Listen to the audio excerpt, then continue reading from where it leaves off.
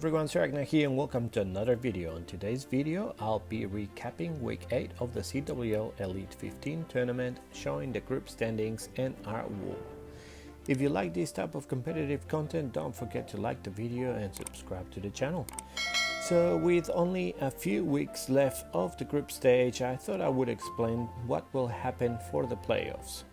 The top 3 teams of each of the 4 groups will move on, and 4 wildcards will be added to make up a total of 16 clans in the playoffs. As you can see from this graph, being top of the group gives you better chances of reaching the semifinals. Let's have a look at the groups now. The top 3 teams in air defense are World Top Korea, Only the Brave and Close Exports. In the Hidden Tesla group, Team Play Mercury is almost guaranteed a spot in the playoffs, Too Late for Stop and WHF closely behind.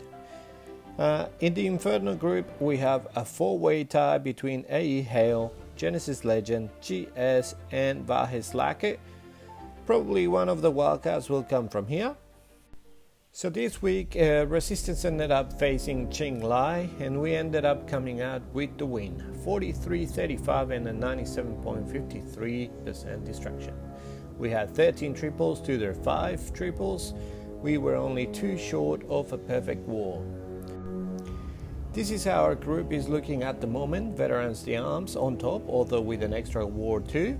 Then it's us and Advance of Beginners on equal wins. The clans we still have to face are Infinity and then 2 very strong teams, which are Veterans the Arms and Kansha, who is very close behind. So that's the end of all the stats. I will now show all the triples that we had in this war with Chinglai. These are the bases that were tripled. One of our players, Trento, was on fire during this war. He ended up getting 4 triples, getting himself a 12-pack, and most of them were in the first 30 minutes of the war, so he started us with the right foot. Very well done for him, and we mainly used hybrid, but there were a couple of drag bat attacks and even an edrag bat attack, which I will show first. So let's go to the first attack. Okay, so we've got Yoda here coming in with the drag bat. He gets the CC out. Thankfully it's a lava and an ice golem. Puts the archer there at 3 o'clock just to bring them in. Puts the baby drag and the poison. Very nice and cheap way of getting rid of the CC. Now he puts his king and queen around the 1 o'clock area just to create a bit of a funnel there. Then he sends his dragons. He doesn't have anything to funnel the 9 o'clock area, but that's alright. He brings his blimp towards the town hall. His dragons can fly around the town hall and get rid of some of the defenses there. Uses the warden ability so that his blimp reaches the town hall. He hits the tornado trap, but thanks for being in the under the warden's aura. He manages to get to the town hall, puts the rage down, the Yetis get rid of it. Now he sends the bats. The scatter shots are destructive with the Yetis and with the dragons. Most of his dragons are already dead, but his RC is now distracting the Whiz Towers, which are the other problem for these bats. There's only 2 Whiz Towers left. He uses one of the freezes. He still has 2 left. Uses the RC ability, damages that first Whiz Tower a fair bit. Now he's got one freeze left for the last Whiz Tower, and then the bats can get rid of the last AD and the Archer Tower, and then it's just clean up. He only has that 1 dragon left, but he's got quite a few minions, the bats, and plenty of time. Very nicely done by Yoda with the first drag bat of the war. I decided to bring you these ones first because everyone has seen hybrids and Yeti smashes. This one's an electro dragon with bats. You don't see very often. So here Benji comes with the king and queen on the north. Get rid of that first AD and then start carving a bit of the funnel. He puts an edrag at 3 o'clock just to start the other side of the funnel. And he's gonna send his main edrag push in between, going all the way in. The blimp in behind he will use the warden ability so that the blimp reaches the town hall. Lots of archers, and which come out of the CC, plus an Ice Golem. Puts the poison down for them. The blimp reaches the town hall, uses a freeze for it. He doesn't have the Yetis, he's got a few loons and the dragon. The freeze for the town hall allowed them to bring the town hall down. The RC is now getting rid of that multi-inferno, and the edrags are still moving nice and strong. Now getting rid of that final scatter shot. The single inferno locks onto the RC, so she's gonna go down. But if the edrags got that scatter shot down, the RC got that final whiz tower down. So now there's only one whiz tower alive, which can get rid of these bats, but he still has 2 freezes. As long as they don't get hit by a red mine, the bats should be able to get rid of everything. Uses the last freeze for the whiz tower. They finally get to the whiz tower, it goes down, and now they just get rid of the final few defenses. A couple of edrags left for cleanup, plus the bats. That's really well done by Benji.